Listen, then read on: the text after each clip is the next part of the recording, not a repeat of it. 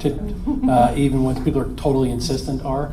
But then also something else to consider when you look at OT plant floor is every employee walks in with a phone in their pocket, and every SCADA terminal, every HMI probably has a USB port. So immediately that, my phone's low on battery, what do? I plug it in the closest USB, and now I've just bridged the network, so your air gap disappeared. And then on top of that, every vendor who doesn't want to go through change control and policy management decides to turn on a hotspot so they can do it quickly, just broke your air gap as well. So like I said, the air gap myth is probably one of the most frustrating arguments OT people will give that I don't find to be very true often. Yeah, and I don't think the IT people realize that a lot of the operational technologies that they use to manage day to day within the corporate environment are those same technologies that they're using to manage those devices from an IT perspective in the OT network. We did an attack and penetration test against our OT network. Identified a number of risks associated with it, and we actually sat down and had conversations around, do we truly fully segment both environments, meaning we duplicate all of the operational systems that support IT in IT as well as in OT. And when we thought about that, given the size of our organization, I got 4 security people, we realized that doubling the number of systems actually created more risk than us just focusing on figuring out how to secure the OT network better. And we spent our time doing that and hardening, re-architecting. We did a lot of work. We basically spent about a year and a half rebuilding how users use the application within the OT environment. We learned that we had a number of users who simply need to read data. They don't need to do anything, right? They simply need to read data.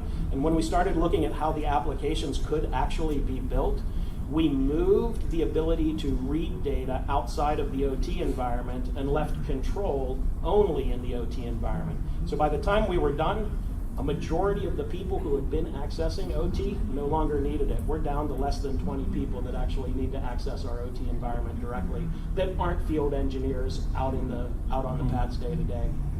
And I think one thing that a lot of people overlook is remote access. COVID changed that completely. Mm-hmm. It used to be that you needed maintenance, you needed repairs, you needed somebody to come in and do something in your plant. The person physically came.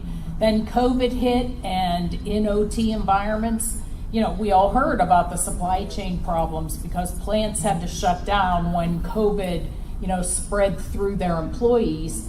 And so they stopped letting anybody come in. I know Rockwell did. No one from outside was allowed in those plants.